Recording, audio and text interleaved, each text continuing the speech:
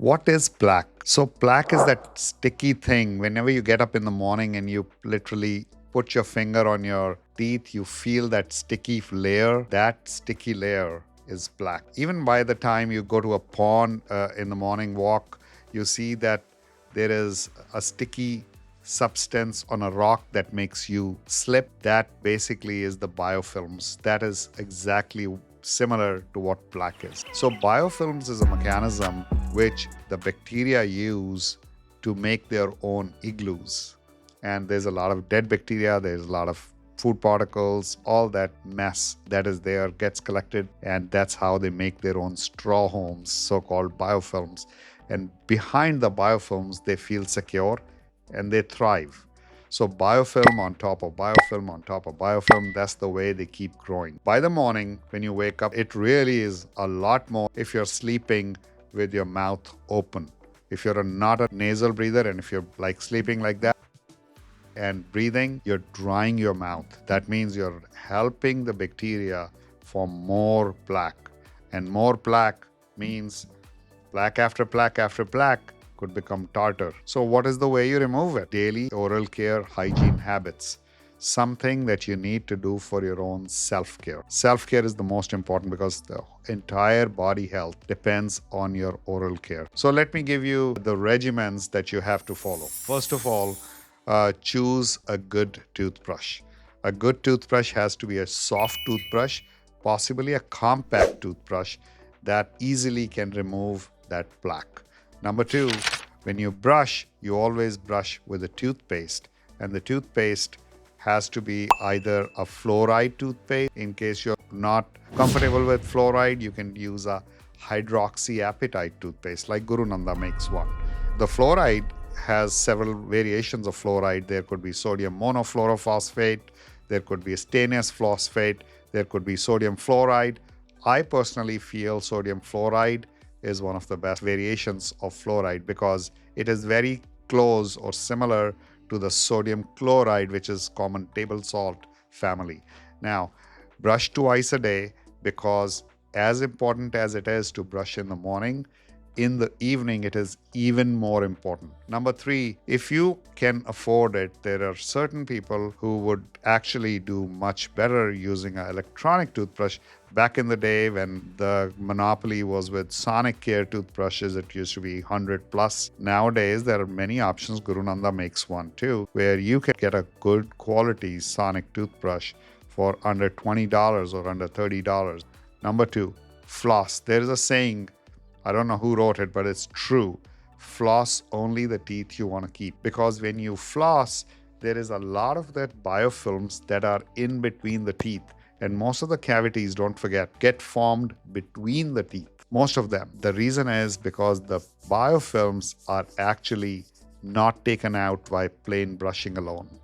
Brush cannot go between the teeth, and those biofilms become a thriving ground for the bad bacteria. And now, once you're eating, let's say, junk food, processed food, sugar, what happens is these bacteria, especially the Streptococcus mutants, the family that is known to cause cavities, they thrive on sugar.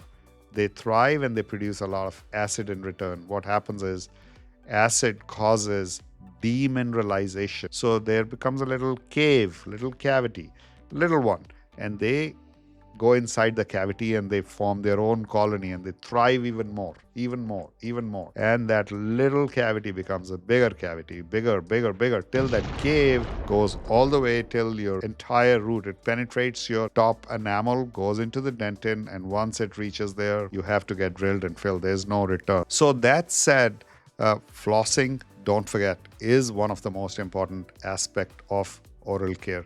And now there are several variations you can floss with. You can use either the old variation of flossing with a tape floss or with a thread floss. Guru Nanda came out with one that is actually a sponge floss that's kind of blows up a little, it fluffs up, so it gets more area and it entangles more of the plaque that is lying between the teeth. Now, that is one way. The other way is you can use the floss picks, and if you use the floss pick, especially people with dexterity habits love to use floss picks. That's a great way. Number 3, you can use interdentals that can go between the teeth. So that's another way. Number 4, you can also use electronic floss. That's the last other way of flossing. A novel way, if you can afford it, is water flossers. They again used to be owned, the business used to be very monopolized by Waterpik, and it used to be over $100 nowadays. They have reduced their price. A lot of other companies, including Guru Nanda, is there, where you can buy a good water flosser anywhere below $30. And that is mind-blowing. For me, if I had to always carry one tool, that would be the one, water flosser. So water flossing is an amazing way to flush out all those biofilms that you've already dislodged with the floss. So that said, third practice, which is not common in the United States, is oil pulling. Now, oil pulling is very popular in Ayurveda. Oil pulling, what it does, it loosens those biofilms. It loosens the biofilms, and oil by its nature traps the bacteria. It's sticky. It traps it. The bacteria, their out membrane is also lipid. So lipid attracts lipid, like attracts like. You ever heard of that theory? So that way, that bacteria that is actually causing the cavities gets trapped, and debris gets trapped. The bad stuff in your mouth gets trapped. Number 2, when you brush, you can actually flush out all the biofilms much more easier. So oil pull is another third way to ensure that there is a way to remove plaque. Number 4 is healthy diet. If you're eating junk food, nothing that you do would matter. You have to eat a healthy diet, which includes fruits and vegetables. And apart from the healthy diet, you also ensure that you're not snacking all the time.